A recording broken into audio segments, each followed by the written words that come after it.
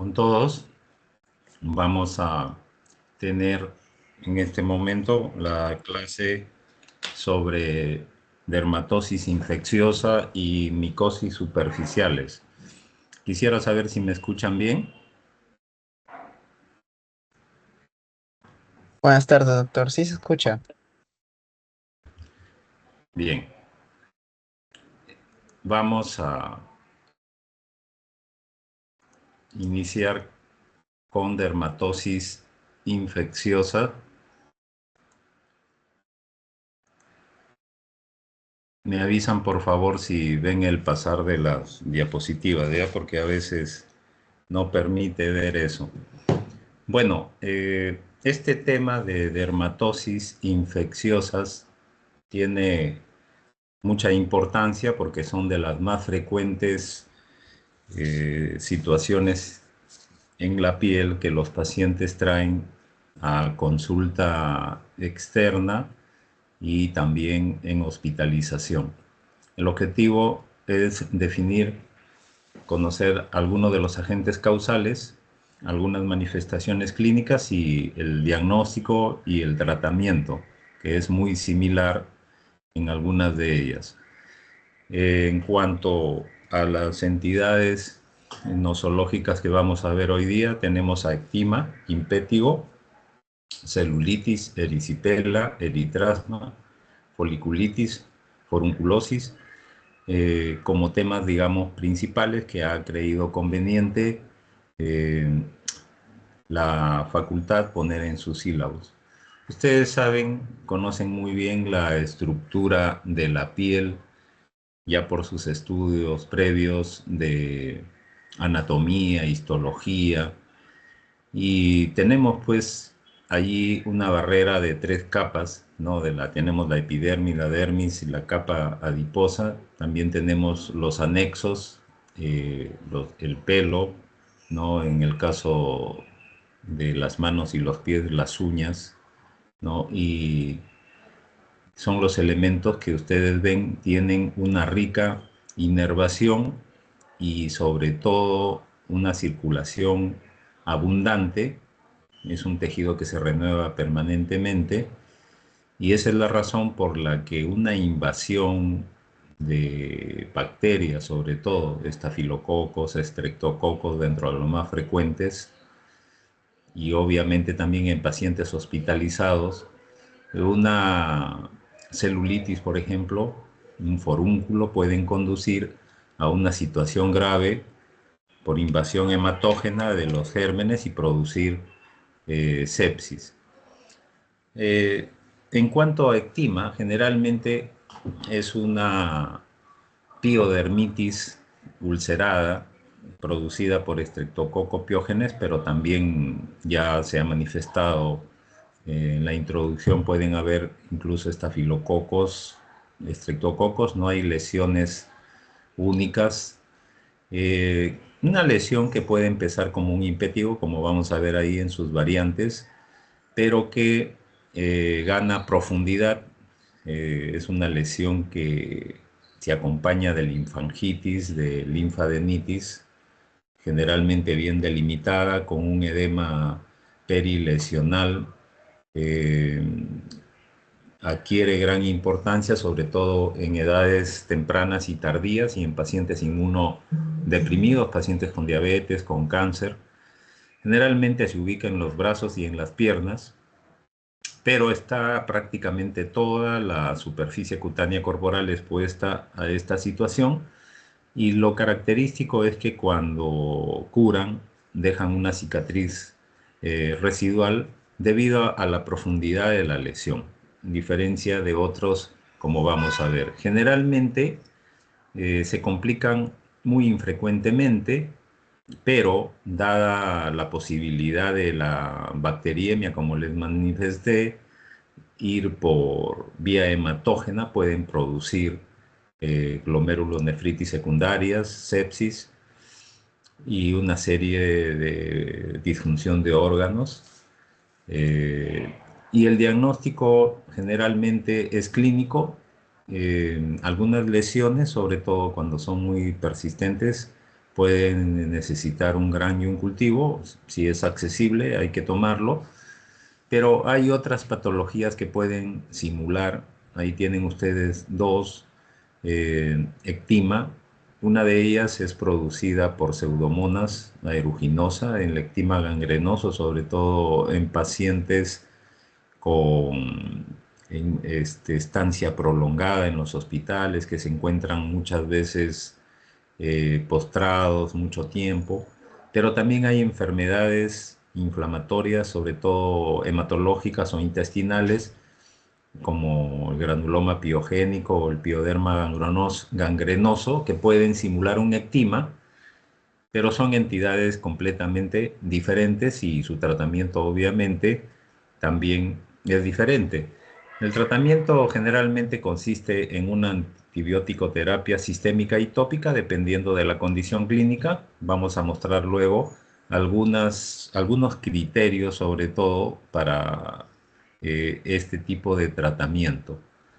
La otra entidad muy frecuente, sobre todo en niños, es el impétigo, que es una infección, a diferencia del ectima, que es profunda.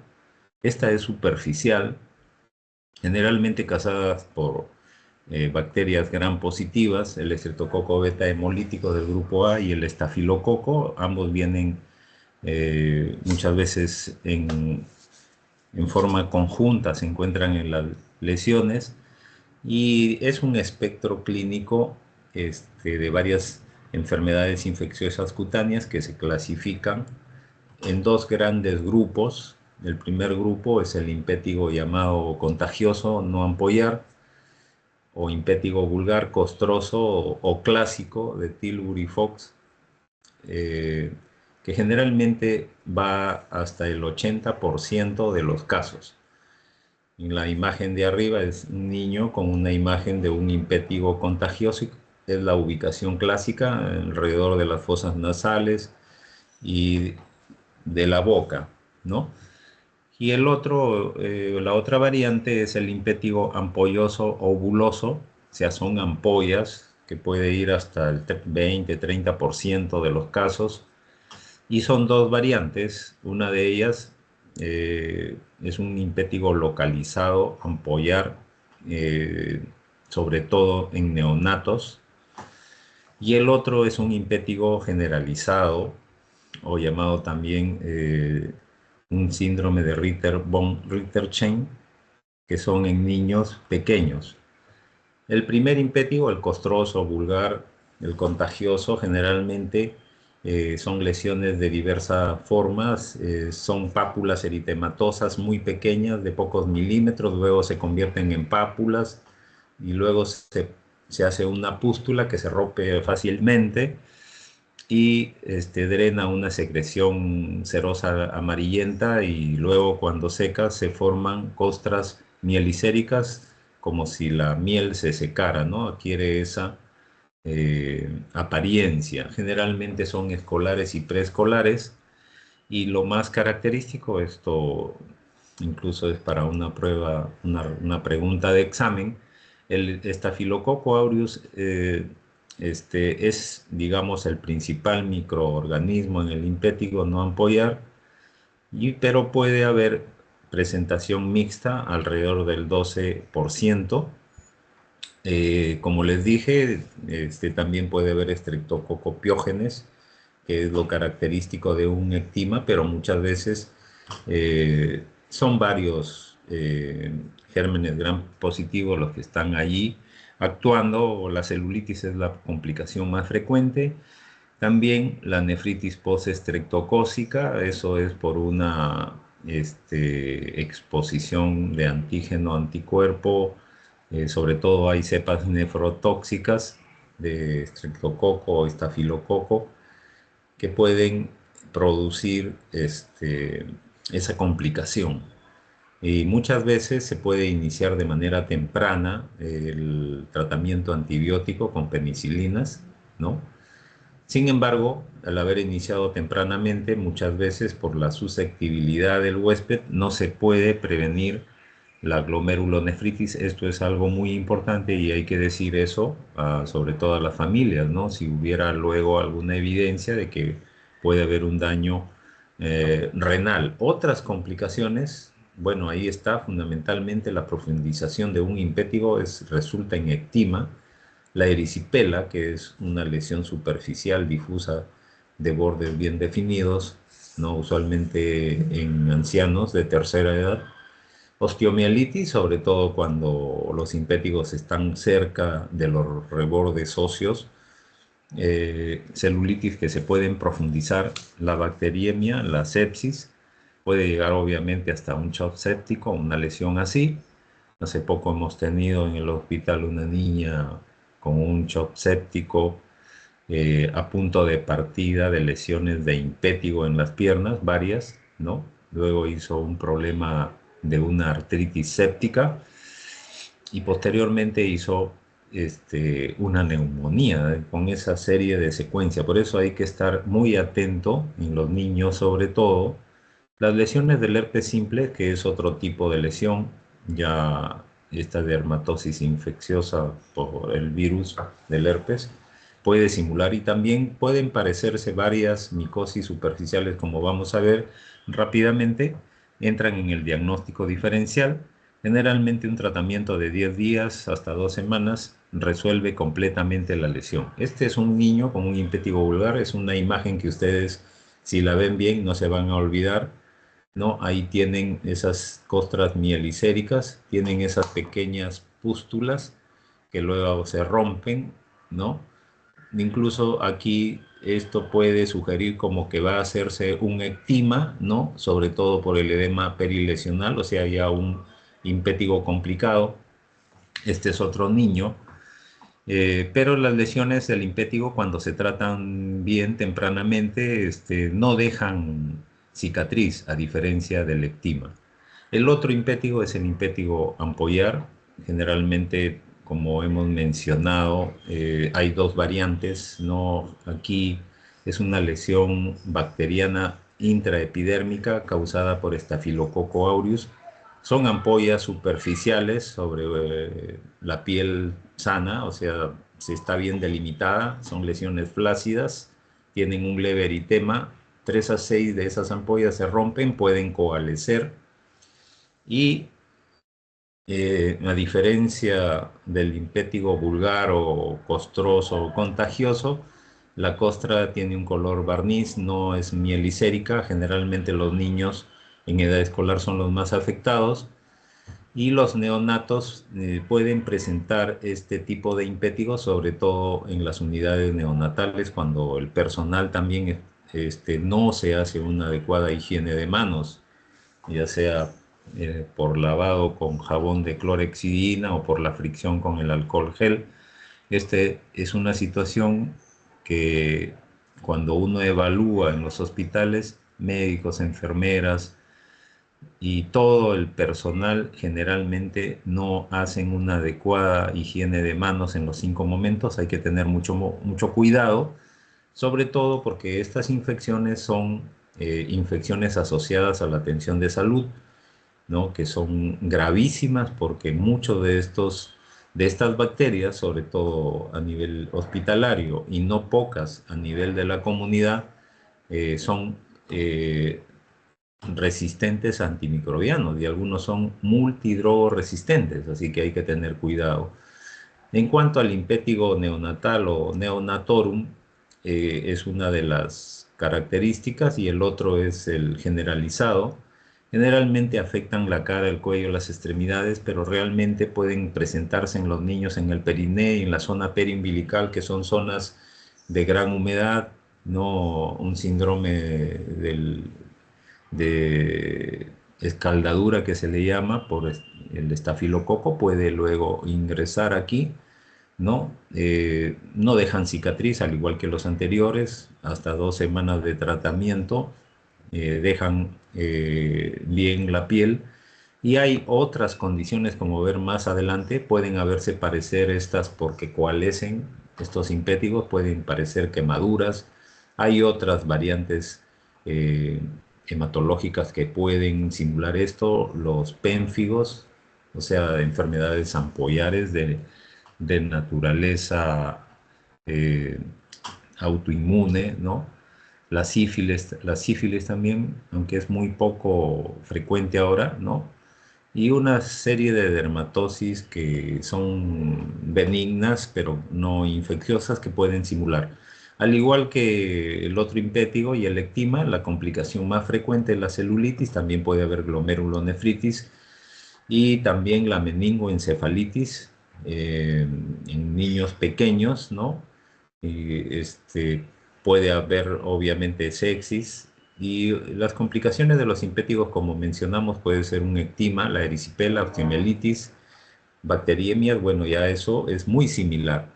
Generalmente se resuelven muy bien con tratamiento. Ustedes aquí ven un impétigo ampollar, ¿no? Aquí están estas ampollas, ¿no? Son lesiones muy diferentes al impétigo vulgar, al impétigo costroso, que están en los brazos, piernas, toras.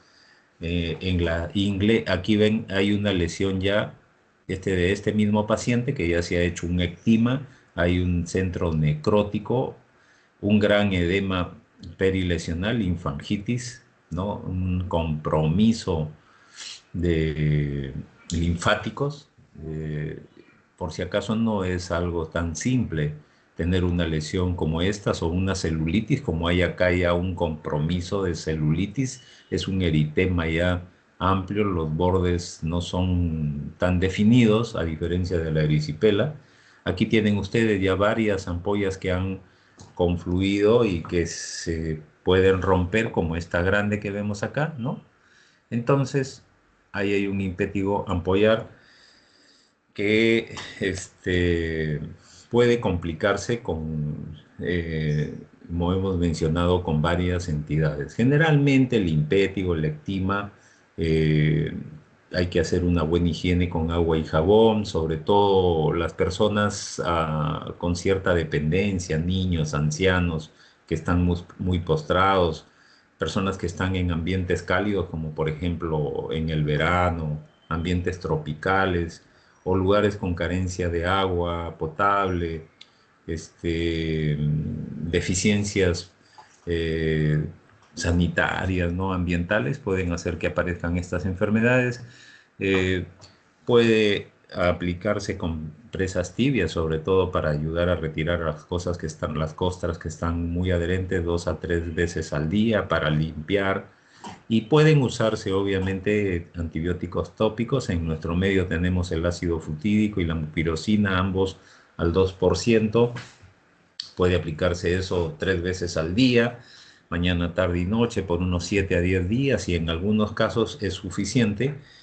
Pero hay que tener en cuenta, ya ustedes lo saben, que en la comunidad hay estafilococo aureus meticilin resistentes, y aquí ya no van a responder ya sea a las penicilinas o a las cefaloporinas de primera, segunda generación en la dosis que están allí, y va a ser necesario utilizar trimetoprim más sulfametoxazol, sobre todo en los pacientes mayores de 2 meses, en las dosis pediátricas que están ahí, para los pacientes que son alérgicos a penicilinas.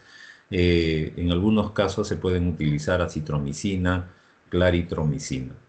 De la otra entidad, y para algunos, sobre todo los de la escuela europea, piensan que la celulitis y la erisipela son entidades, digamos, cronológicas de una misma entidad, ¿no? Que la erisipela es un estadio inicial de una celulitis. Bueno, el hecho es que esto es lo que más vamos a encontrar en los hospitales. La celulitis, sobre todo, son lesiones ya de partes blandas. Entran las bacterias, obviamente, por esa solución de continuidad en la piel. Pero fíjense ustedes, generalmente en las grandes series de estudios se dice que el 10% de los ingresos en un hospital pueden deberse en un determinado momento eh, a celulitis, ¿no? Hoy vi en consulta externa esperando a un señor con una celulitis tremenda, y viéndolo ahí dije, este paciente no se va a tratar en su domicilio, tiene que hospitalizarse, ¿no? Generalmente La celulitis son en individuos de edad media y adultos mayores, y la erisipela, a diferencia de la celulitis, puede ser en niños pequeños o en adultos de tercera edad con relativa inmunosupresión. Ustedes saben que los niños tienen un sistema inmunológico todavía inmaduro, los más pequeños, y eso lo predispone obviamente a estas enfermedades, y los adultos mayores pueden tener diabetes, pueden tener otras enfermedades también, ¿no? Que los predisponen. Generalmente la erisipela compromete la dermis superficial, ¿no? Los vasos linfáticos superficiales, y se forma una placa eritematosa, algo sobrelevada, tensa, firme, bien delimitada. Esta es una característica que lo va a diferenciar de la celulitis, ¿no? Esto tienen que tenerlo claro, ¿no? Eh, Se puede delimitar, hay aumento obviamente por la inflamación de la temperatura local, duele, y la localización más frecuente, aunque puede aparecer en cualquier parte del cuerpo, la ubicación más frecuente en adultos mayores es en la cara. La celulitis compromete también la dermis reticular y la hipodermis, o sea, es una lesión generalmente más profunda, compromete el drenaje linfático, puede dañarlo de manera permanente. Eso significa que cuando esto ocurre en algunos pacientes, la posibilidad de que nuevamente ese paciente tenga una celulitis porque ya le daña la circulación linfática venosa, este, puede haber nuevamente la recurrencia de celulitis. Generalmente, aparte de todo lo que se menciona con el erisipela, ya esta lesión es un poco más, digamos, aparatosa, tiene bordes irregulares, no muy bien definidos, el dolor obviamente es mayor, pero tiene un patrón. En algunos casos puede tener un patrón relativamente geográfico, es decir, hay zonas que parecen estar sanas, pero la zona inflamatoria puede estar, digamos, confluyendo por diversas partes. Y lo más complicado ya es cuando aparecen ampollas, muchas veces hemorrágicas, sobre todo en pacientes que tienen trastorno de la coagulación, en los cuadros de sepsis, ¿no? Y en las fascitis necrotizantes, que son realmente aparatosas, que se comen gran parte del músculo y de la fascia ya cuando se profundizan aún más. Y la localización más común de la celulitis es en los miembros inferiores, en las extremidades inferiores, usualmente las piernas, los tobillos y en los pies. Generalmente estos pacientes pueden tener ya síntomas sistémicos, o sea, fiebre, ¿no? Que es una respuesta obviamente eh, inmunológica inflamatoria a las toxinas, generalmente del estreptococo, estafilococo, y una minoría de ellas, como ya lo volvemos a reiterar, puede desarrollar sepsis severa, puede tener gangrena local o fascitis necrosante. Esto obliga a hacer una debridación quirúrgica amplia. A veces son muy lamentables estos casos, sobre todo cuando los médicos no hacen un diagnóstico oportuno, dejan al paciente ahí sin una buena evaluación, y de pronto ya tienen una fascitis necrosante, que si es un varón, por ejemplo, se ven esas fascitis necrosantes que afectan los testículos, ¿no? Alrededor de los testículos, que es realmente aparatoso, se van hasta el hueso, ¿no? Entonces hay que tener mucho cuidado con estos casos, ¿no? Como les decía, los europeos creen que la erisipela es una celulitis superficial. Ustedes tienen acá una imagen, espero que las vean bien porque no se van a olvidar. La celulitis tiene estos miembros inferiores de dos pacientes diferentes. Vean ustedes cómo el aumento del volumen es bastante grande, ¿no? El eritema, la piel se pone irregular, ¿no? Brillante. También eso ocurre en la erisipela. Vean ustedes, acá hay una erisipela en la flexura de un brazo. Se ven bien los bordes, ¿no? Y hay zonas también como en la celulitis, como en este caso, que parecen ser piel normal, pero ya desde el tobillo, incluso desde el pie, generalmente esta lesión se ve en celulitis y esto en una erisipela. En el adulto mayor aquí ya se complicó con una ampolla, ahí ya probablemente esté a punto. Es una gran ampolla en realidad, ¿no? Con un centro ya purulento. Entonces hay esa diferencia, hay digamos, predisponentes, factores que contribuyen generalmente una micosis superficial, un intertrigo interdigital, como vamos a ver adelante, la piel entre los dedos del pie se fisura y por ahí ingresa el estreptococos, estafilococos, vamos a ver también, puede estar la corinebacteriosis, ¿no? Entrando junto con estos y puede complicar también con una tiña pedis, ahí también están obviamente los hongos, ¿no? Generalmente el 77% de los pacientes podemos identificar, o sea, prácticamente casi de 8 de 10 pacientes podemos ubicarle por dónde eh, ingresaron las bacterias para producir esa celulitis. Generalmente puede una picadura, inclusive por un mosquito, ¿no? Al rascado profundo puede hacer que se rompa, se inflama y por ahí la gente a veces se rasca con los dedos no limpios, tiene las uñas negras, ¿no? O en un trauma, un accidente, ¿no? O pacientes que tienen edema, sobre todo las mujeres que han sido operadas por un cáncer de mama, le han hecho un vaciamiento de la mama ganglionar, entonces se queda comprometido el drenaje linfático en los brazos. Esa es una de las cosas que se ven muy frecuentemente, ¿no? En enero tuvimos una paciente que había sido operada de mama por un cáncer de mama con radioterapia y bueno, presentó una celulitis en el brazo ipsilateral donde fue sometida a la cirugía. También obviamente hay personas que tienen insuficiencia venosa en los miembros inferiores, pueden tener úlceras varicosas, úlceras venosas, y hay linfedema también en estos pacientes, ¿no? Sobre todo, como mencionamos, por un cáncer de mama, o pueden haber anormalidades congénitas de los linfáticos que también predisponen. Generalmente una celulitis previa, un episodio de celulitis en los miembros inferiores, puede tener una tasa de recurrencia anual, o sea, en un año en adelante del 8 al 20% en el mismo lugar. Por eso hay que tener cuidado en tratar bien a estos pacientes, ¿no? E identificar factores adicionales para evitar que haya una recurrencia.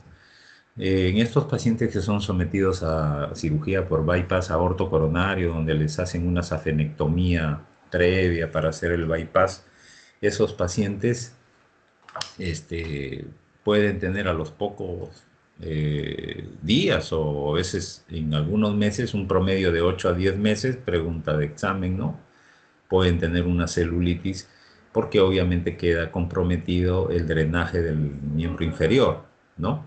Entonces, generalmente, fíjense ustedes, la ubicación pretibial en las piernas, ¿no? Es la zona que más recurrencia tiene. Entonces, cuando veamos un paciente con una celulitis pretibial, hay que tener ese cuidado. Obviamente, aparte de esas situaciones que he mencionado, la obesidad, ¿no? Todos los pacientes obesos generalmente tienen lugares donde hay dificultad para hacer la higiene, ¿no? En las zonas de intertrigo, ¿no? Y bueno, los obesos tienen una relativa inmunodepresión. Si son diabéticos más aún, pacientes con alcoholismo, pacientes con inmunodepresión de algún tipo, medicamentosa o por virus de la inmunodeficiencia humana, SIDA, o pacientes con cáncer, pueden también tener, y obviamente también se ha descrito una susceptibilidad genética, sobre todo en aquellos pacientes que tienen trastornos de los linfáticos. Acá hay un esquema, vean ustedes, allí tenemos varios pacientes con celulitis de diversa presentación.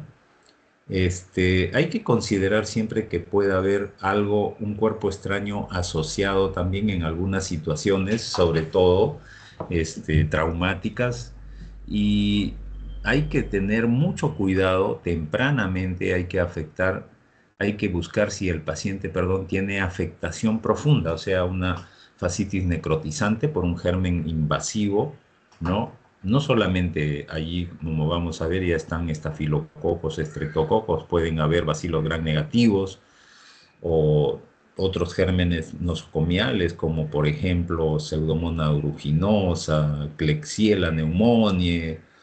Bueno, tenemos hasta hongos oportunistas, ¿no? Pero vean ustedes, generalmente el anfitrión sano, o sea, una persona entre comillas sana, porque ya tiene, digamos, tiene una celulitis, ya no está sano, sino como antecedente previo, generalmente el estafilococo y el estreptococo son los que están ahí presentes. Pero si este paciente ya tiene cierta inmunodepresión, es diabético, es inmunosuprimido, usa corticoides, tiene tratamientos así también por algunas enfermedades inmunológicas, ¿no?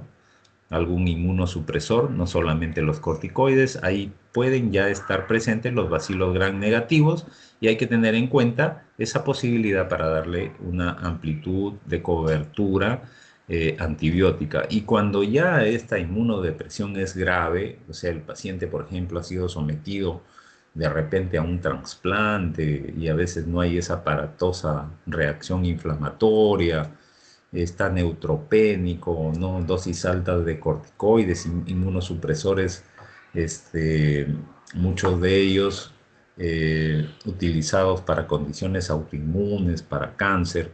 Ya ahí tenemos todo ese grupo, ¿no? De, aparte de los gran positivos, los gran negativos, otros microorganismos nosocomiales que ya he referido. Vean ustedes que también pueden haber micobacterias atípicas y hongos como criptococos, mucor sobre todo en pacientes diabéticos que cuando en la cara se ubica produce una destrucción, ¿no? de la nariz, del septum inter, de las fosas nasales, ¿no? Y también Aspergillus, que está presente en el ambiente, sobre todo en el polvo, en ambientes hospitalarios que no han sido bien hechas la limpieza, sobre todo en los aires acondicionados, etcétera, pueden producir esta situación. En la celulitis obviamente está el estafilococo, generalmente 10% de los casos, y varias cepas de estreptococos, generalmente del grupo A, beta hemolítico, y generalmente ellos están entre 75-80% de los casos. Ellos producen toxinas, estreptocinasa, DNasa, y eso es lo que genera esa gran respuesta antiinflamatoria, ¿no? Y en algunos casos, ya lo mencioné, por inmunosupresión están los gran negativos, los enterococcus, sobre todo las bacterias, ¿no? Klebsiella pneumoniae, Enterococcus faecium, que son, digamos, bacterias de importancia internacional, sobre todo por enfermedades infecciosas asociadas a la atención de salud, por una mala higiene de manos, no hay buena desinfección de los equipos, etcétera, ¿no? Ya ustedes habrán escuchado en Iquitos, por ejemplo, lamentablemente 2 o 3 pacientes perdieron un ojo cuando los operaron por cataratas, porque hubo Pseudomonas aeruginosa, llegó allí y se complicó la situación, ¿no? Y la erisipela, bueno, generalmente ahí está Streptococcus del grupo G, ¿no? Que es el más aislado, pero recordar que estas lesiones también pueden ser mixtas, también puede estar ahí el estafilococo. Obviamente esas diferencias clínicas que ya hemos mencionado. Aquí este es digamos, una clasificación de Herón para ver pacientes con infección de piel y tejidos blandos generalmente, para decidir si estos pacientes van a hospitalizarse o no. Ya se sabe generalmente si no hay una gran extensión de la celulitis, es una celulitis de pequeña extensión, el paciente se ve sano, está afebril, ¿no? Se le puede dar un curso de tratamiento antibiótico para que lo siga en su casa. Pero si el paciente viene febril, se le ve muy tóxico al paciente, se le ve agitado, tiene alguna comorbilidad, o sea, es mucho cuidado con los pacientes diabéticos, ¿no? Los pacientes tercera edad, pacientes que pueden tener cáncer o alguna enfermedad. La misma apariencia general, hay que prestarle mucha atención. Estos pacientes deben hospitalizarse.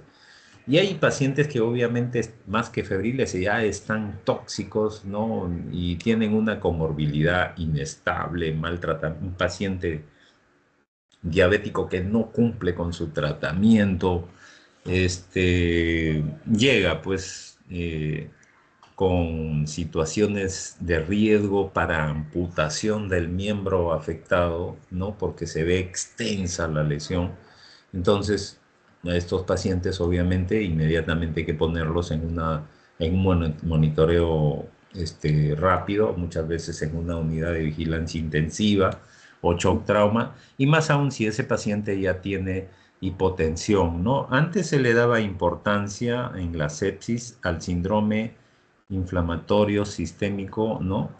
Eh, Síndrome de respuesta inflamatorio sistémico, pero ahora para la sepsis ya no se considera, ¿no? Este parámetro es muy importante, todavía se tiene en cuenta, pero para sepsis ya no está en la definición, sobre todo en el último consenso.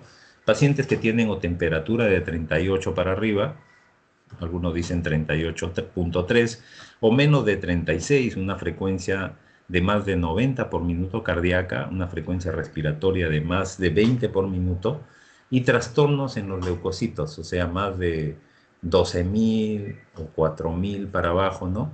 O 10% de las formas inmaduras, o sea, los bastones en sangre. Esos pacientes hay que tener en cuenta su su tratamiento bastante estrecho, sobre todo la estabilidad hemodinámica, respiratoria y metabólica, ¿no? Ya saben ustedes que la sepsis es una respuesta disregulada a una infección y hay que ver eso en estos pacientes.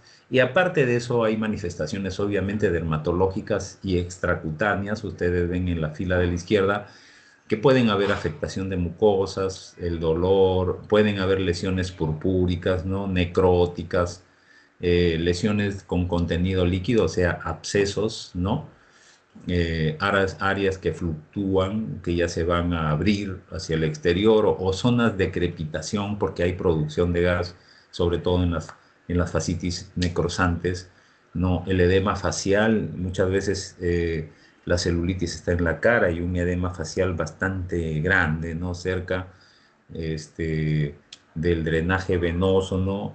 Alrededor del surco nasogeniano, que puede haber una trombosis del seno, ¿no?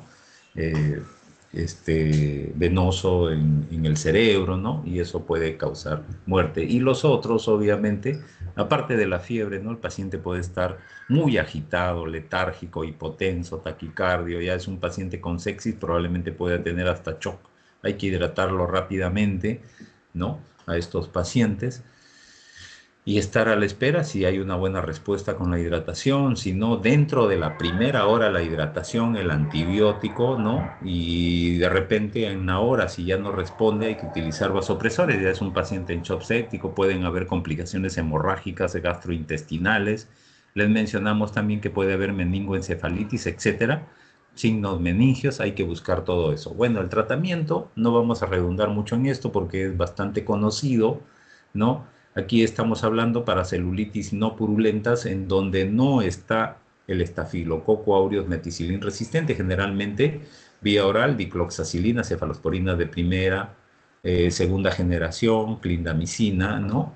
En esas dosis que ustedes ven ahí sería muy ocioso estar dando detalles porque el tiempo no nos alcanza y también ya en aquellas situaciones donde probablemente sospechemos un Streptococcus más un estafilococo meticilin resistente, ahí tenemos ya opciones de clindamicina.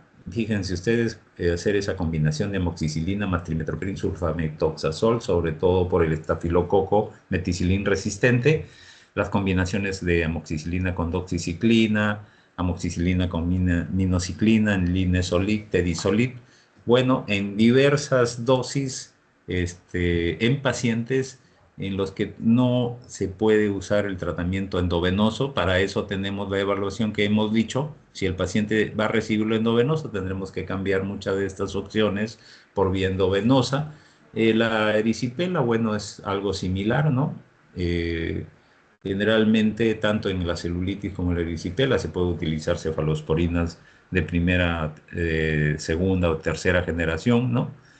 Por vía endovenosa. También la eritromicina, aunque produce muchas molestias digestivas, se han descrito. También está la claritromicina, la citromicina, ¿no? Las penicilinas, sobre todo dicloxacilina, amoxicilina clavulánico, se pueden utilizar. Otra condición ya es diferente al impétigo, no al ectima, es eritrasma, y que realmente esta se considera una pseudomicosis. Ojo, no es una micosis, pero aparece como, se presenta muy sui generis, de manera muy sui generis, como si fuera una micosis superficial, y el germen implicado aquí es el Corynebacterium minutissimum. Se habla también del Corynebacterium afermentans, y la apariencia es roja, ¿no? Por eso de eritrocito, significa que hay una coloración roja con la luz de Wood, ¿no? Cuando se le pone la luz de Wood, se resalta ese color rojo, ¿no? Pero generalmente sin esa luz, estas lesiones están ubicadas en zonas de pliegues axilares, inguinales, submamarios, entre los dedos de los pies, de ahí su nombre de pseudomicosis, también delimitadas, lesiones café, color café, marrón, puede tener una discreta descamación y una evolución ligeramente crónica, ¿no? Eh, Se ha aislado generalmente en los genitales, se considera una enfermedad de transmisión sexual, ¿no? Sobre todo por el intercambio de fomites, porque en el acto sexual, bueno, se ponen en contacto eh, los periné del paciente infectado, y eso obviamente pasa a la pareja, y también en los pies, ¿no? Generalmente en el 20% están en regiones genitales, casi 70-80% en las zonas interdigitales. Tiene, su presencia es cosmopolita a nivel mundial en todos los países, sobre todo países tropicales, países en los cuales hay mucha humedad, pero hay que tener mucho cuidado. Generalmente los diabéticos son las más susceptibles, o personas que nunca se bañan, ¿no? O que se bañan muy raramente, ¿no? Y se puede transmitir a la pareja. El eritrasma, vean ustedes acá, estas son las lesiones clásicas, ¿no? Lesiones bien delimitadas, color café, apariencia crónica, con alguna descamación fina superficial. Cuando se le pone la luz de Wood, adquieren este color rojo, ¿no? De ahí su nombre de eritrasma. Acá tenemos también en una zona de axila, ¿no? Una lesión ahí con los vellos, ¿no? O entre los dedos de los pies, simulando una micosis superficial, o sea, una tiña pedis.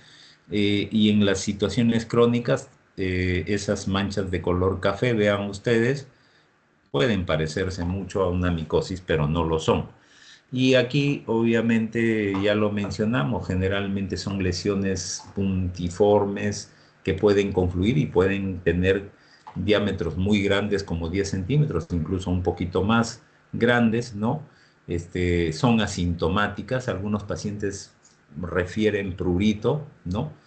Y pueden tener maceración, descamación y un olor fétido, ¿no? El olor fétido, porque la coproporfirina 3, ustedes saben, es un pigmento que se elimina por las heces, y eso, bueno, tendría olor como heces, ¿no? También pueden afectarse las uñas, mucho cuidado, no confundir una, una tiña de las uñas, ¿no? Es muy diferente, ¿no? Sin embargo, la apariencia puede ser semejante. Ellas pueden presentar las uñas pueden presentar muchas estrías engrosadas, color amarillento. Y fíjense, el eritrasma puede estar en un mismo lugar con estafilococos, con estreptococos, con hongos, ¿no?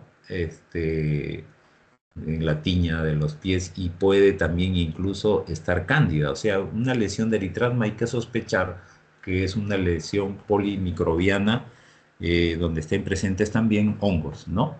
Y también, bueno, aquí esto de la lámpara de Wood hay que hacerlo directamente sin higiene, se ve mejor ahí y cuando se toma un examen directo de hidróxido de potasio al 20%, generalmente se muestran bastones aislados cuando se le pone, por ejemplo, en una tinción de gran, se notan como si fueran letras chinas, ¿no? También se les puede teñir con azul de metileno, ¿no? Generalmente las lesiones interdigitales se pone la luz de Wood, si es rojo coral, inmediatamente hacemos un diagnóstico de eritrasma. Si es otro color, color amarillo, etcétera, ya pueden ser lesiones por otros hongos, malacesia u otros, ¿no? Pero aquí es conveniente, sea uno, sea el otro, hacer una tinción de gran, un cultivo en cerebro, corazón, un cultivo en agar saburó, sobre todo que es para hongos, ¿no? Aquí tenemos esta imagen de eritrasma, vean ustedes cuando se pone la lámpara de Wood, ¿no? Este, se vuelve más rojo, se ve la lesión color café sin esta lámpara, pero cuando se le pone se ve rojo, intenso, en algunos casos escarlata, y cuando se le pone obviamente en una tinción de gran, ahí nomás así en aumento se pueden parecer, cuando confluyen estos bastones, parecen letras chinas. Y el eritrasma, bueno, en este caso pueden haber complicaciones, ya la presencia crónica puede dar eczemas por contacto, ¿no? Se pueden liquinificar, o sea, engrosar las lesiones, se pigmentan y pueden agregarse, como hemos manifestado, las otras bacterias que ya hemos descrito. Generalmente el tratamiento con eritromicina o tetraciclina, ¿no? 1 gramo al día durante una semana da una respuesta excelente, la claritromicina, citromicina. También se pueden emplear soluciones de hiposulfito de sodio al 20%, ¿no?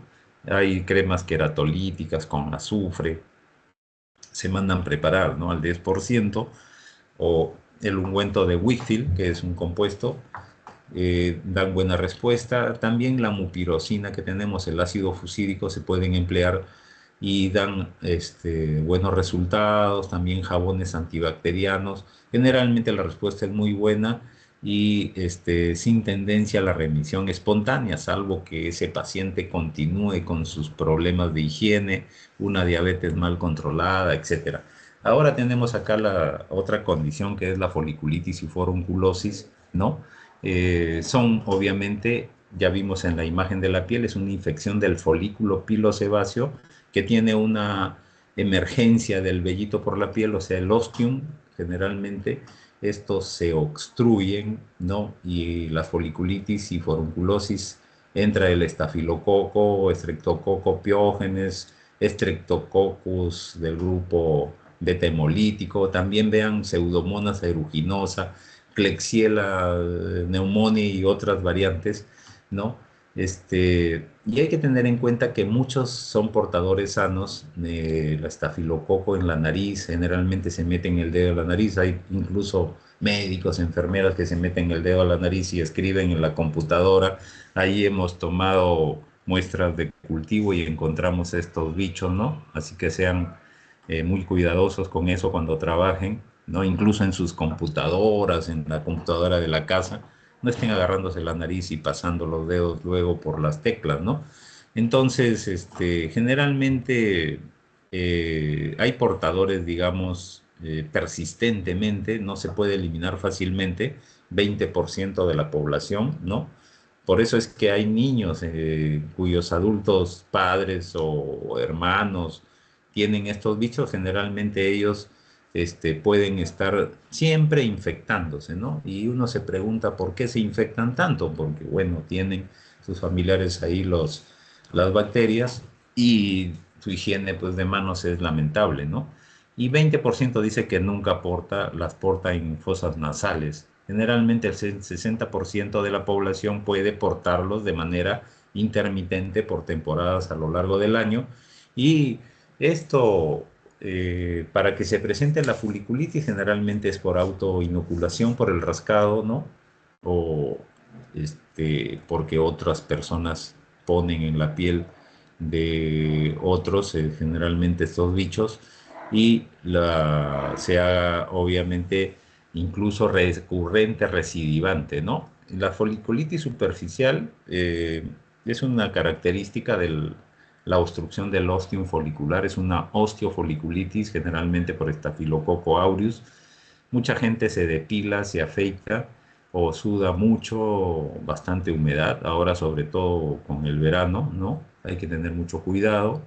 Este, pacientes obesos, diabéticos, etcétera, generalmente se muestran como pápulas eritematosas perifoliculares, luego se hacen pústulas blanquecino-amarillentos y en medio de la pústula está emergiendo el cabello, el pelito, ¿no? El vello, con un halo inflamatorio. Esto es muy importante. En esta lesión el vello sobresale, se le ve. Hay otras lesiones que vamos a ver donde el vello no se ve y más es una respuesta de irritación al vello, ¿no? Que se eh, inserta dentro de la piel y eso ya es una pseudofoliculitis. Generalmente están en la cara, en el cuero cabelludo, las extremidades, axilas, ¿no? Y el tratamiento usualmente son con antisépticos locales, clorexidina, ¿no? Antibióticos como tópicos como mupirocina, eritromicina, clindamicina. Y si ya esta foliculitis se pone muy extensa, hay que dar un tratamiento sistémico vía oral, ¿no? Salvo que luego haga fiebre y presente celulitis o otras complicaciones. Bueno, ahí hay que dar un antibiótico vía endovenosa. Generalmente, en algunos casos, es conveniente tomar un cultivo y un antibiograma, si es posible, de esas lesiones, ¿no? Aquí, por ejemplo, tienen ustedes eh, este, las anteriores eran unas foliculitis superficiales, pero hay foliculitis también profundas, en donde además del ostium está ya en todo el trayecto del vello hacia adentro. Ustedes ven que puede llegar a la dermis, ¿no? Profunda. Y ahí se puede complicar muchas veces una superficial en una profunda, en zonas de afeitado, como en este caso, aquí se ven ya placas confluyentes de varios folículos, vean ustedes, aquí está una secreción ya amarillenta, ¿no? Y los vellos están saliendo por encima de estas zonas, o sea, el vello se logra ver que emerge, ¿no? Pueden ir ubicarse también alrededor de la boca si la barba es bastante profusa. Y lo otro que hay que diferenciar, esta es una pseudofoliculitis, no es una dermatosis infecciosa en sí, sino que también ocurre en la barba, pero aquí esto se llama pseudofoliculitis, una falsa foliculitis, porque el vello es una reacción a cuerpo extraño, es decir, el vellito se incurva y se penetra en la piel, ¿no? Generalmente, en mujeres también puede ocurrir por depilación, ¿no? De los brazos, las piernas, una lesión parecida. Y ya si, por ejemplo, ingresa ahí el estafilococo, ya es una foliculitis mecánica secundaria, ¿no? A esa inserción del vello. Y se ven como múltiples pápulas, pústulas, ¿no? En la zona de afeitado, en el queyo, en la región mandibular, ¿no? Los vellos están encarnados en la piel, ¿no? O sea, el vello se introduce en la piel y eso produce la pseudofoliculitis. Y ya una lesión folicular más amplia con perifoliculitis, sobre todo no en piel con abundante vello, sino en piel hirsuta en individuos predispuestos, generalmente diabetes, ¿no? Se pueden presentar como nódulos muy eritematosos, calientes, muy dolorosos cuando se profundizan mucho y se centran con una pústula que tiene zona necrótica, como en este caso, ¿no? Y esto lo han visto seguramente en alguna vez ustedes o lo pueden haber sufrido, ¿no? Cuando se madura el folúnculo llega a fluctuar, se llena de pus adentro, material necrótico.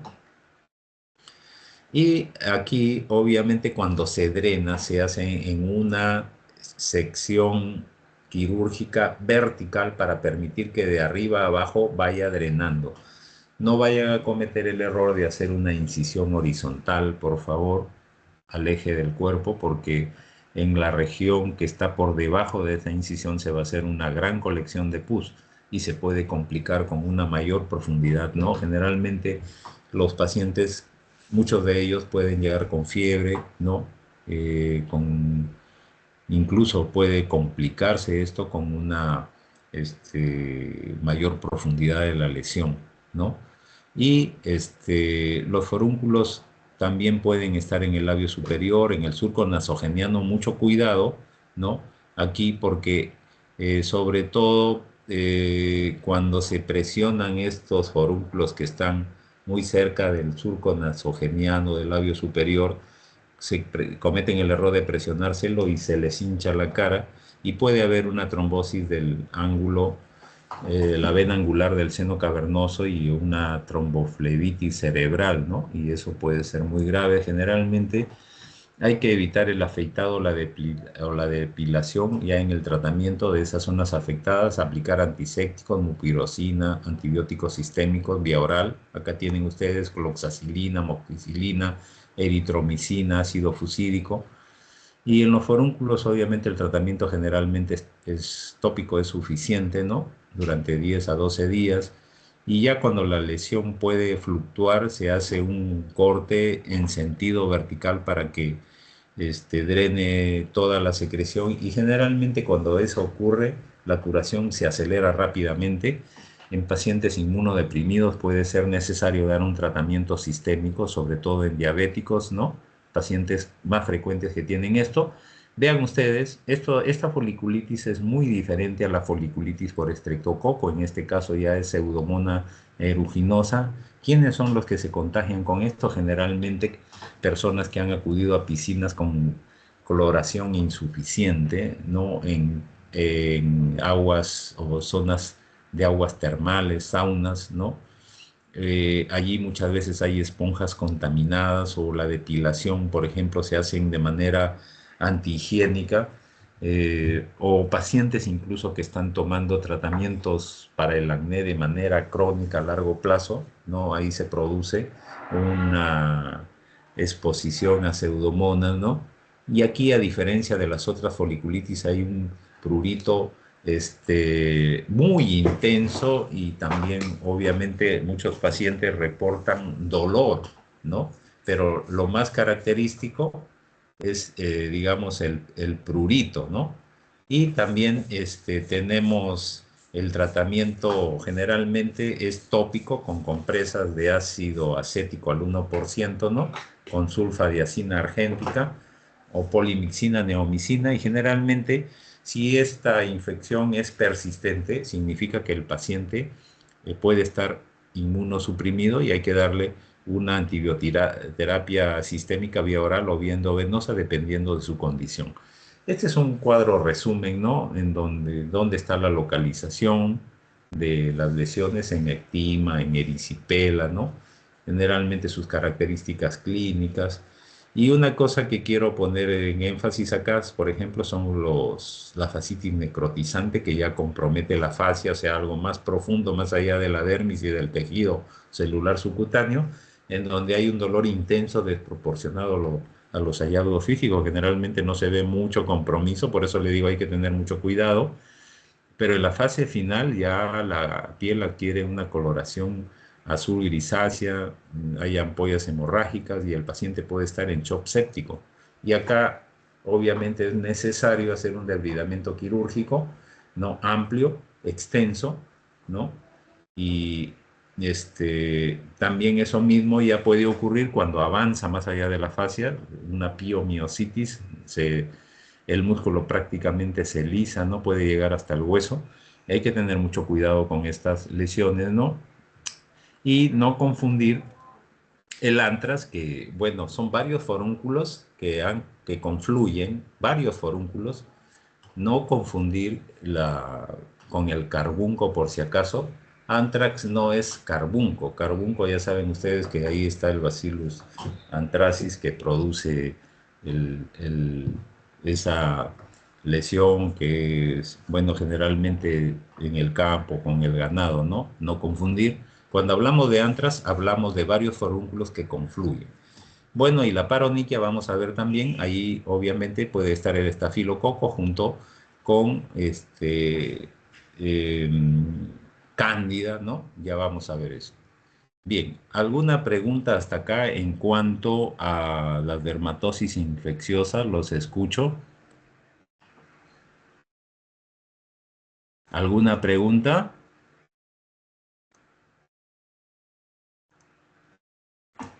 Hola, ¿están allí o ya se durmieron? ¿O están cenando? Todo ¿Alguna claro, pregunta? doctor. No, doctor, todo claro. Gracias. Bien, entonces vamos a pasar a micosis superficiales. ¿Ven la pantalla? ¿Sí está? Sí, Bien, entonces ahora vamos a ver las micosis superficiales. Hay micosis profundas que no son motivo de esta exposición, ¿no? Igual tenemos que ver generalmente agentes causales, algunas manifestaciones clínicas de ella, el diagnóstico y tratamiento. Generalmente aquí interesan las tiñas, las onicomicosis, algunas candidiasis de tipo superficial y otras micosis que también están presentes, sobre todo en lugares como ahora, ¿no? Que son lugares cálidos con bastante humedad en zonas tropicales o subtropicales. Una generalidad es generalmente las micosis superficiales corresponden a infecciones producidas por hongos, ¿no? ¿En dónde? En donde hay queratina. Quiere decir, en piel, pelo y uñas. Por eso es que, a diferencia de las dermatosis infecciosas u otras dermatosis, a este grupo se les llama dermatofitosis, ¿no? Y algo más abreviado, tiñas, ¿no? Entonces, generalmente son hongos, muchos les gustan los perritos, los gatos, ¿no? Generalmente los seres humanos también llevan esto, desde el suelo se transmiten por contacto directo e indirecto a través de fomites en aquellos animalitos que tienen pelos, escamas de piel, ropa o zapatos, ¿no? Que a veces comparten algunas personas y luego se ganan una tiña pedis. Y generalmente los dermatofitos son hongos filamentosos, dermatofitos, o por levaduras cándida. Ya saben ustedes por sus estudios de microbiología, los dermatofitos son hongos filamentosos, pluricelulares, con prolongaciones segmentadas llamadas hifas, ¿no? Las hifas, y son tres géneros, Trichophytum, Microsporum y Epidermophytum, que son los que producen las tiñas, y obviamente las cándidas, levaduras, ellos no tienen hifas, ¿no? Sino pseudohifas y micelios. Generalmente acá la representante más frecuente es Candida albicans, Candida parapsilosis, Candida glabrata, que son las tres, digamos, de las cándidas más frecuentes. Y hay otra cándida, ¿no? Que ya es más profunda, la Candida auris, que es una emergencia a nivel mundial, resistencia en muchas unidades de cuidados intensivos o en zonas de pacientes críticos en ambientes hospitalarios. Generalmente aquí el diagnóstico es muy sencillo, no hay un examen micológico directo y cultivo de los hongos. Generalmente, a pesar de ser simple, su sensibilidad es baja, 60%. El examen micológico directo, observación directa, donde con hidróxido de potasio al 20%, lo que se busca es que este hidróxido de potasio separe las hifas, ¿no? De los queratinocitos, ¿no? Entonces, esa separación permite ver la estructura de hifas sectadas o artroconidios de los dermatofitos. Y también eso mismo se puede ver para cándida. Y el cultivo, generalmente de hongos, cualquiera de ellos, en agar destroza saburó, agar micocel, y su crecimiento, a diferencia de las bacterias, es bastante lento. Alrededor de las 2 semanas puede empezar a crecer hasta los 30 días, o sea, no es tan rápido. Lo que nos permite aproximarnos mucho es una observación directa por hidróxido de potasio. Bueno, vamos a hablar de tiñas, ya saben ustedes que son dermatofitosis. Tenemos la tiña corporal, la tiña corporis o de la piel lampiña. En este caso son zonas de piel sin mucho vello, ¿no? Son placas anulares únicas o múltiples, como en este caso vean un niño que tiene múltiples lesiones anulares con una, una zona de actividad perilesional inflamatoria y en el centro de la piel se va como curando, ¿no? Entonces, estas son placas en donde hay un hongo, ¿no? Entonces, aquí tenemos un diagnóstico diferencial. Muchas de estas lesiones pueden parecerse a toda esta lista que vean, ¿no? Aquí. Pero la historia clínica es la que nos va a orientar para dar con el diagnóstico, ¿no? Entonces, es característico encontrar una una dermatofitosis, una tiña corporis con esas características, ¿no? Y bien es cierto que estas se pueden complicar en las zonas lesionales donde está la actividad, se pueden formar en esas pápulas, se pueden formar vesículas, luego pústulas y aparecer ahí complicando secundariamente un impétigo o un ectima, ¿no? Pero también vean ustedes que pueden la dermatitis seborreica, las dermatitis atópicas, o sea, en pacientes alérgicos, o dermatitis de contacto con ciertos productos, sustancias, joyas, metales, etcétera, presentar eso.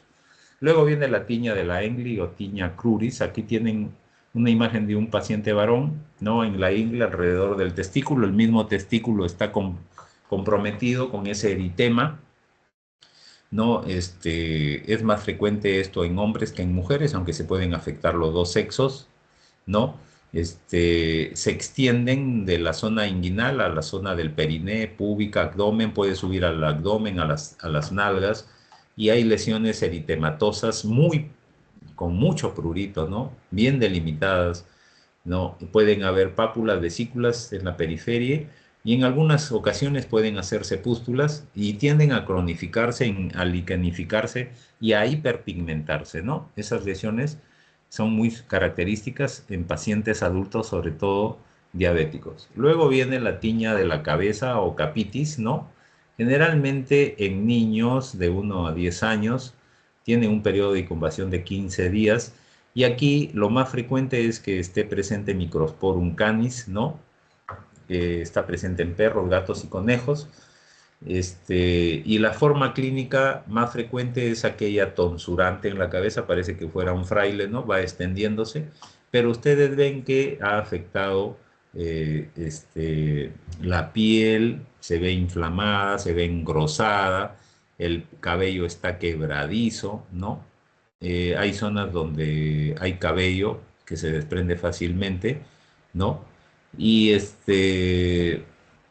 hay bastante descamación donde obviamente están ahí los Microsporum canis, ¿no?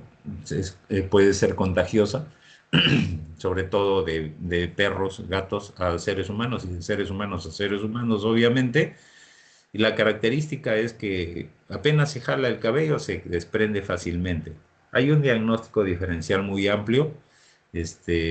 Generalmente tenemos ahí alopecia areata, ¿no? En niños que parece una zona completamente sin cabello, ¿no? En la misma forma de presentación. No hay signos inflamatorios, el cabello ahí no se desprende fácilmente y tengan en cuenta que los adolescentes, ¿no? Ya cuando adquieren esa edad, por el hecho de tener más producción de sebo en el cabello, ya sirve como un elemento limitante. Ese es algo muy interesante, ¿no? Para que crezca el hongo, ¿no? Y obviamente tenemos una característica de cierta dermatitis seborreica, pero ahí obviamente la descamación no es tan intensa, sino que ahí más bien al contrario, es muy adherente, ¿no? No fractura el cabello lo otro, y tampoco en la psoriasis, que son, digamos, otras entidades donde puede entrar el diagnóstico diferencial. Luego viene el tiño de la mano o manum, generalmente, La mano más afectada es la mano derecha porque con esa mano se rascan los pies, ¿no? Las zonas de intertrigo y en pacientes que son inmunodeprimidos, aparecen esas lesiones, ¿no? Eritematosas, vean ustedes, ¿no? Con bordes inflamados. Y esta es una tiña, ¿no? Generalmente se descaman, se muestra la piel gruesa, hiperkeratosis, las líneas de la mano se exacerban y hay un diagnóstico diferencial. Muchas psoriasis pueden presentarse así, también la dermatitis de contacto.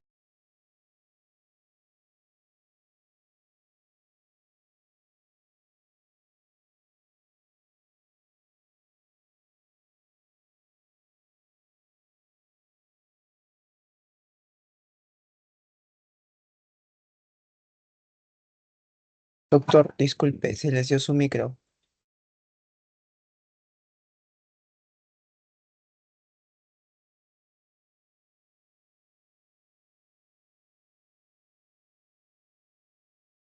No se logra escuchar todavía, doctor.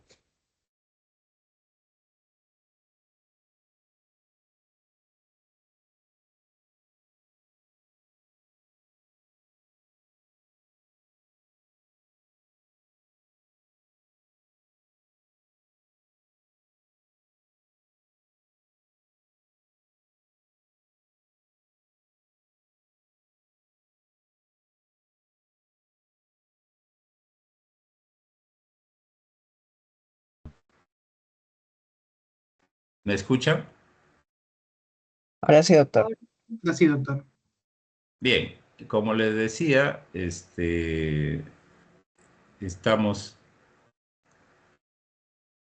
a ver, en la, habíamos hablado de la tiña manum, ¿no? Y ahora tenemos la tiña pedis. Tiña del pie, hay cuatro formas, ¿no? En donde está Trichophytum rubrum, ahí tenemos la intertriginosa simple, que es la más frecuente, está entre los dedos de los pies, generalmente entre el tercer y cuarto ortejo del pie, es la zona más frecuente. Tenemos la intertriginosa compleja, ¿no? Que es una exacerbación de una tiña interdigital intertriginosa que se fisura, adquiere mal olor y generalmente se asocia a una sobreinfección bacteriana. Ya les dije, ahí puede estar Corynebacterium, ¿no? Streptococcus u otros. Luego tienen la vesicular aguda, ¿no? Vesículas en cara interna del pie que se rompen y se pueden descamar. Y la otra es la hiperqueratósica, placas hiperqueratósicas, la forma más crónica, sobre todo en bordes laterales de talones, ¿no? Y esta forma es la que se asocia más a la tiña manum y es poco sintomática. De estas cuatro formas les digo cuál es la que se presenta, se asocia más a tiña manum, ya saben que es la hiperkeratosa cósica, que es poco sintomática. Y hay otras reacciones inflamatorias de tipo alérgico que se llaman dermatofitides, que generalmente están presentes en la cara lateral y en los dedos de las manos o en las palmas, como ampollitas pequeñas, que ahí no hay un hongo, sino que es una reacción de hipersensibilidad, porque son pequeñas vesiculitas que a veces tienen mucho prurito, ¿no? Pero es una respuesta de hipersensibilidad. Generalmente cuando uno ve eso en las manos, rápidamente se pregunta si este paciente no tiene ya una tiña cruris, una tiña predis, ¿no? Y generalmente encuentra eso, ¿no? No olviden, estas son reacciones alérgicas a los hongos en la ubicación de las manos y pueden haber diagnóstico diferencial para estas lesiones de tipo alérgico a los antígenos fúngicos, ¿no? La otra tiña de la barba o llamada barbe, ¿no? Tiña de la barba. Vean ustedes, pareciera una foliculitis profunda, ¿no? Como hemos visto en la dermatosis infecciosa, si se acuerdan.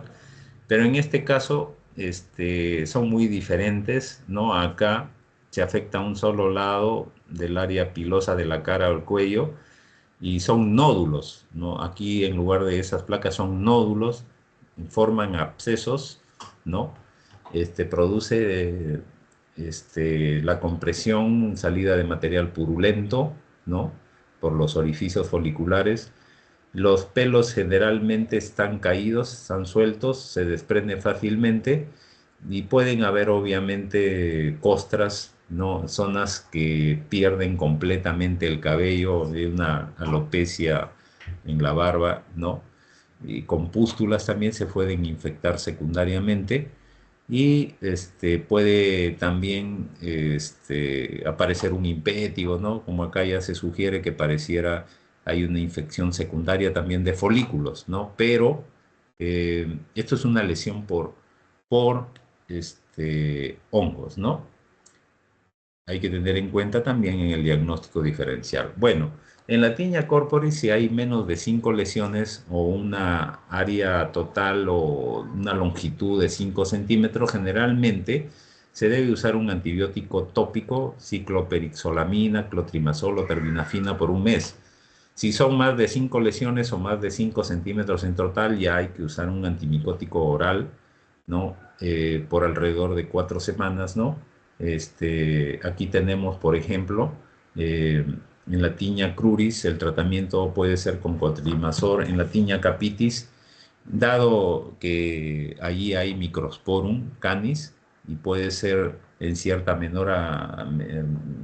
forma resistente a terbinafina, ahí en la tiña capitis hay que utilizar de elección generalmente gliciofulvina durante 8 a 12 semanas. En la tiña manum puede bastar el tratamiento tópico por un mes, sobre todo cuando es interdigital, puede ser con terbinafina o clotrimazol.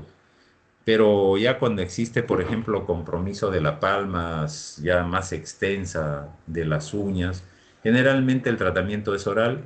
Aquí hay que utilizar terbinafina, generalmente por 6 semanas, 250 miligramos al día. Y si es solo en la palma de las manos, por 4 semanas. En cuanto a la tiña pedis, el tratamiento tópico por un mes, solo cuando es interdigital, puede ser con terbinafina o clotrimazol, ¿no? Ahí solamente está afectada la piel de entre los dedos, pero cuando ya hay compromiso de la planta o de las uñas, el tratamiento generalmente tiene que ser oral. Muchos utilizan terbinafina o también pueden utilizar itraconazol, ¿no? 200 miligramos durante 12 semanas. En la tiña de la barba generalmente es con gliciofulvina, sobre todo porque allí usualmente está Microsporum canis en el tiña de la barba y es un poquito más resistente a los otros antimicóticos. Y obviamente antes de usar cualquiera de estos antifúngicos por vía oral sistémica, hay que hacer pruebas hepáticas, pruebas de creatinina, porque pueden acumularse en aquellos pacientes que tienen falla de depuración hepática o renal. Y obviamente también dependiendo de eso, el uso ya no se podría dar diariamente, sino que hay que ir espaciando un poco las dosis, ¿no? Y también viendo la condición general del paciente. Las otras lesiones son las onicomicosis, generalmente corresponden a infecciones de la uña causadas por hongos dermatofitos y levaduras. Generalmente en las uñas está el Trichophytum rubrum, 90% de los casos, también está cándida, ¿no? Generalmente el diagnóstico es por examen directo o por cultivos, ya les habíamos mencionado, y hay variantes de la onicomicosis, vean ustedes porque lo van a ver, ¿no? Generalmente a mis alumnos les pido que examinen bien la piel faneras, eso significa la piel, las uñas, la distribución del vello, ¿no? Y vamos a ver estos 4 tipos, generalmente lo que se describe más frecuente, la más frecuente es esta onicomicosis subungual distal lateral por uno de los costados, generalmente en la parte interna del dedo del pie, o es lo más frecuente, por ahí se va profundizando, ¿no? Y la infección se inicia en el borde libre de la uña, ¿no? En el borde libre y luego se va profundizando hacia la matriz. Y aquí obviamente se presenta hiperkeratosis subungual, xantoniquia, o sea, las uñas adquieren una coloración amarillenta y destrucción de la uña y progresan crónicamente y lentamente. La otra variante de la onicomicosis es una blanca superficial, generalmente en el primer dedo del pie, ¿no? O sea, en el primer ortejo. Tienen apariencia porcelanada, brillante, superficie rugosa, bien delimitadas, ¿no? Y están prácticamente extendiéndose desde el borde libre también hacia la matriz de la uña, ¿no? Y vean ustedes que incluso en la base de la uña hay una discreta inflamación y también en los bordes de las uñas, porque aquí obviamente también puede entrar cándida, ¿no? O también es una puerta de entrada para una celulitis en los miembros inferiores. Ya les dije que alrededor del 77% de los pacientes, 80% de los pacientes tienen un ingreso. Generalmente puede ser entre los dedos de los pies o una lesión de onicomicosis en las uñas. La otra variante es la onicomicosis subungual proximal, ¿no? Es la menos común en personas sanas. Aquí generalmente son pacientes inmunodeprimidos, pacientes con VIH y SIDA, pacientes cirróticos, ¿no? Pacientes diabéticos mal controlados. Ya no empieza la lesión en el borde de la uña, sino ya prácticamente en la parte subungual bajo la cutícula, es un color blanco y avanza distalmente, ¿no? Hacia el borde de la uña hasta que toda la uña se pone blanca y se destruye toda la uña, ¿no? La variante más, digamos, ya de apariencia muy fea es esta onicomicosis distrópica total, ¿no? Son años de evolución para llegar a este tipo de daño. Generalmente toda la uña está hiperqueratósica, incluso en el hiponiquio, ¿no? En el hiponiquio se ve engrosado, muy engrosado, la lámina unguial engrosada, bombada o curvada. Ya por último la uña se cae, ¿no? Y obviamente esta inflamación alrededor de la uña es bastante crónica.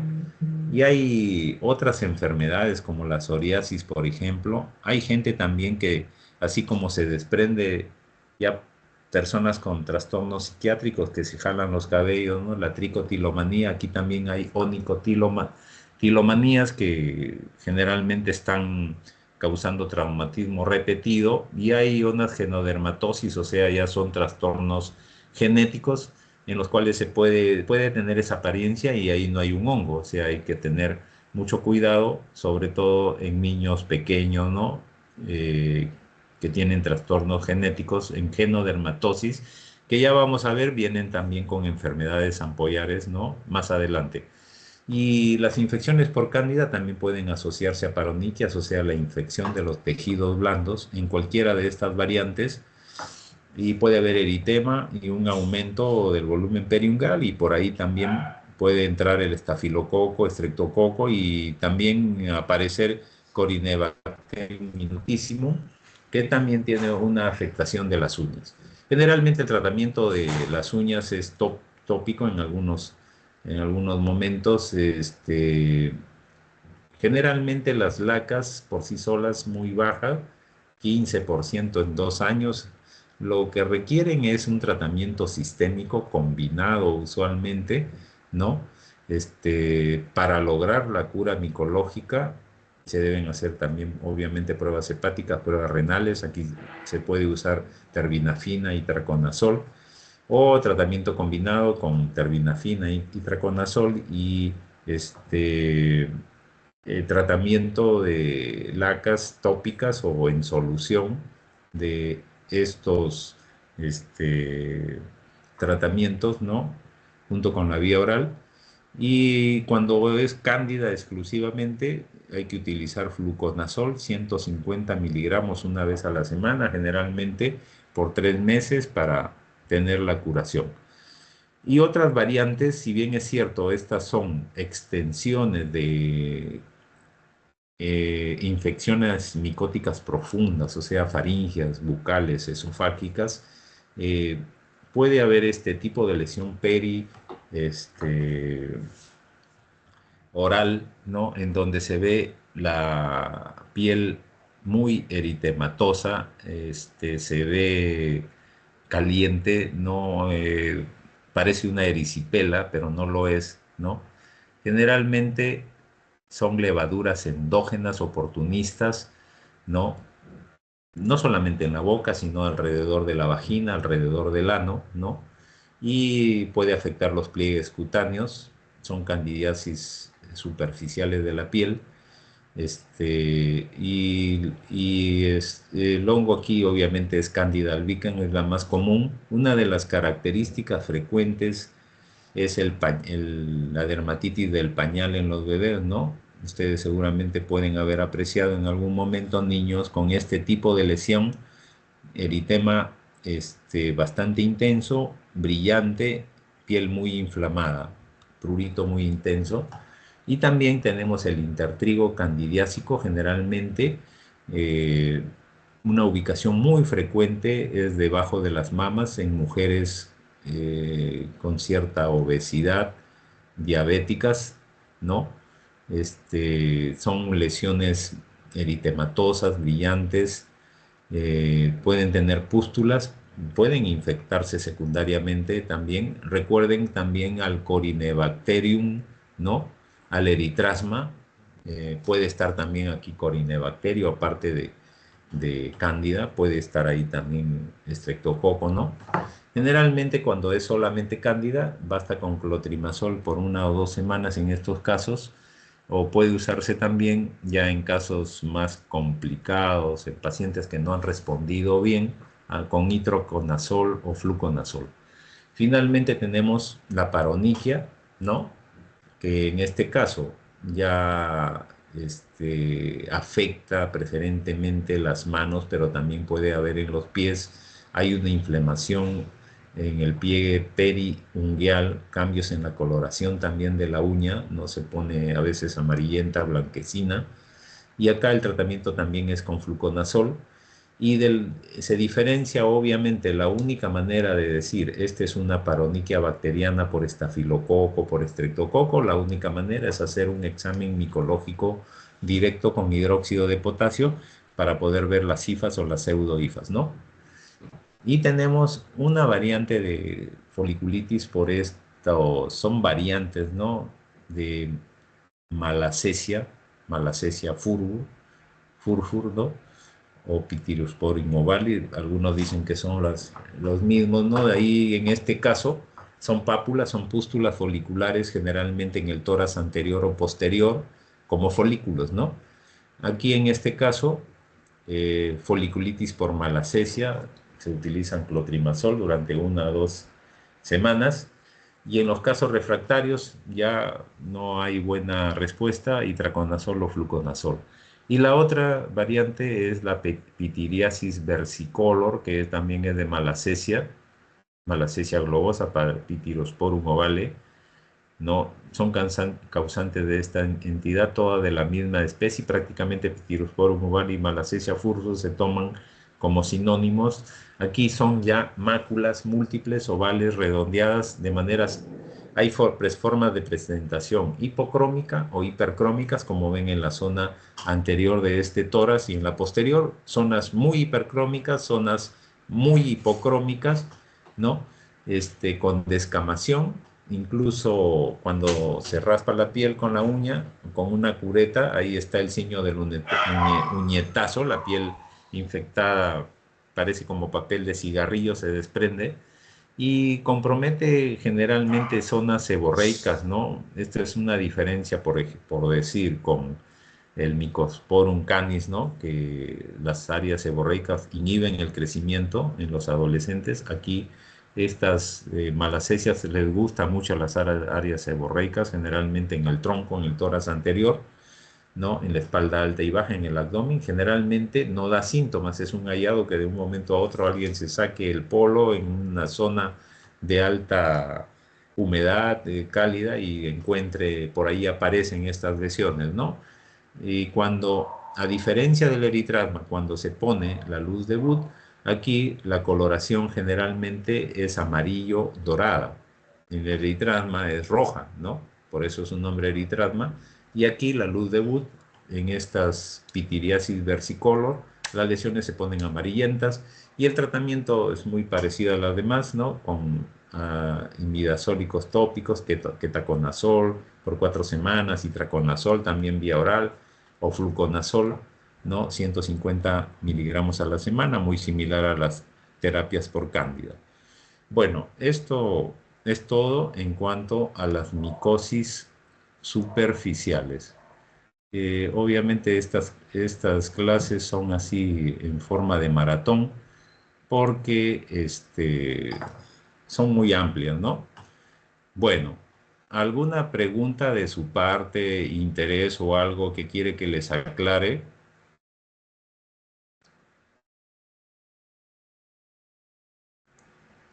Hola, ¿están allí?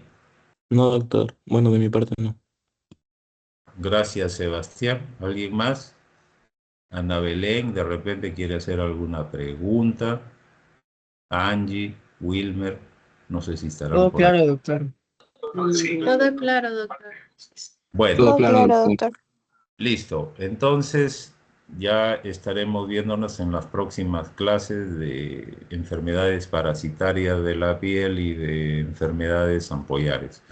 Tengan todos buenas noches. Hasta luego, doctor. Gracias. Gracias, doctor. Gracias, doctor. Noches. Buenas noches. Buenas noches, doctor. Buenas noches. Buenas noches, doctor. Gracias.